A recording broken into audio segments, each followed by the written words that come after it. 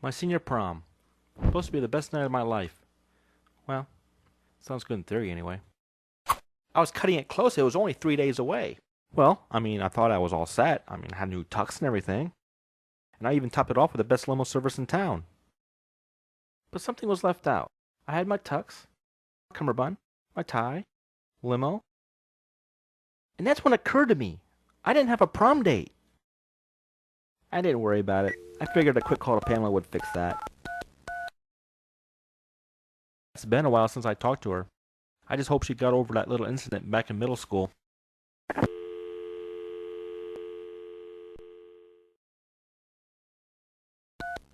Then I called Sabrina. I had a crush on her since 3rd grade. But she couldn't go because she was going to be sick that weekend. But I didn't worry, because there's 2,000 girls in this town and I was bound to get a date with one of them.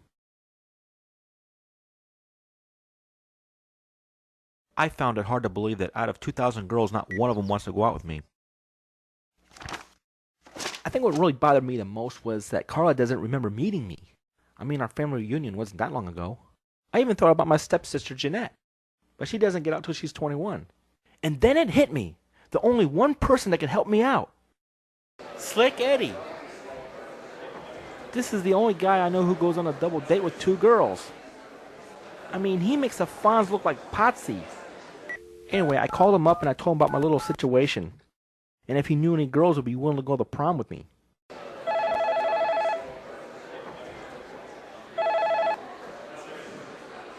I didn't know what else to do. I called every girl I knew and didn't know. And he was my only hope. And he said no problemo. What a guy.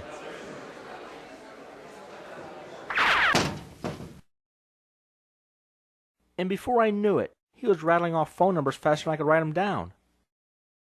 Eddie's amazing. To this day, I still haven't figured out his methods. I always thought either a guy had it or he didn't. But anyway, in no time at all, I had a list of 5 potential prom dates. You gotta love this guy. I had these girls meet me at the dance club that night. I was so nervous. But I had Eddie to thank. I wish I could be as calm as him. I remember how dark and noisy it was in there. I couldn't make out what Eddie was telling me. And then one of the girls showed up. And I just couldn't get over how cute she was. Now that I think about it, I think I came on a little too strong. Because all that time I thought it was my cheap cologne. Well, it wasn't long till another one came by. And left. Yeah, that went on for a while. Things didn't look good.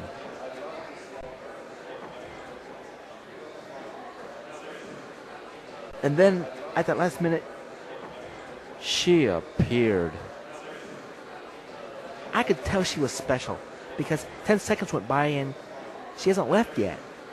Realizing I had to say something, I managed to ask her name.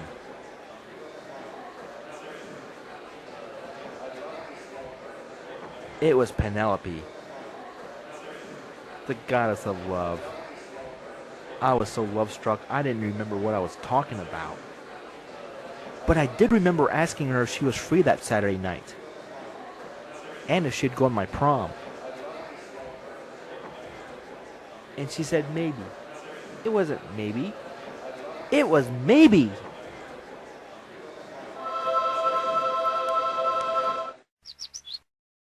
Up until that point, I thought of love and romance the same way as I do towards oral surgery. But that all changed after I met Penelope. I couldn't sleep at all that night, and I just had to see her the next day. And when that door opened, I thought, man, she looked good. Even in broad daylight.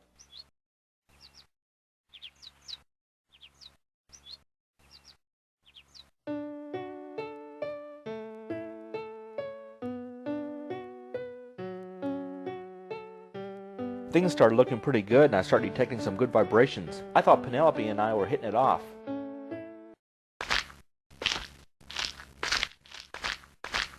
And then, when I was ready to make my move, Murphy's Law kicked in.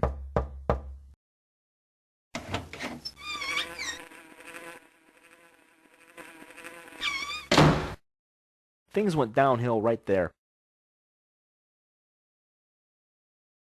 She said it was nothing, it was just her ex-boyfriend. And I thought, ex-boyfriend?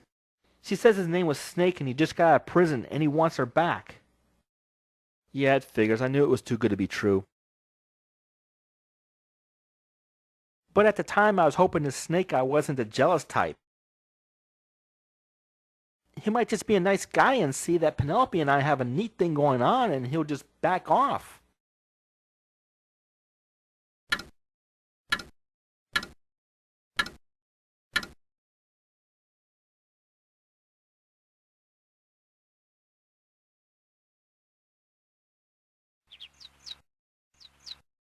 But all in all, things were looking pretty good. Until I met Snake. Charming fellow. While trying to avoid direct eye contact, I proceeded to explain to him that his primal jealousy will just make things worse, and that he needs to accept the fact that for every winner, there's a loser. And that's just one of the facts of life that he'll just have to deal with. And he needs to understand that violence is not the answer.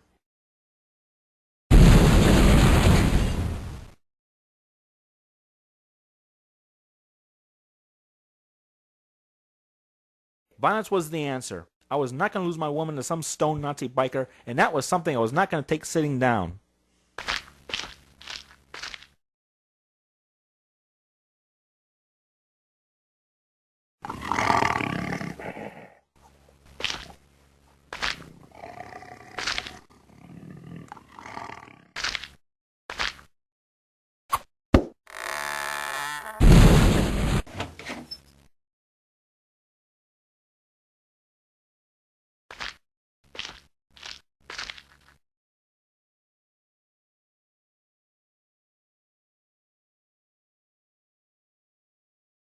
That was the very first fight I ever got into.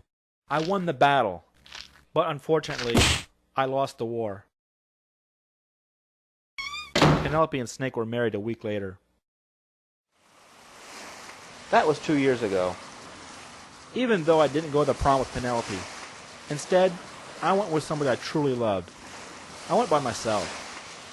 I learned a lot from that experience. I dedicated a whole chapter on that in my new book, Scoring with Women. I also discuss the fundamentals of meeting, dating, handling rejection, and dealing with restraining orders. But as for totally understanding women, us guys will never know.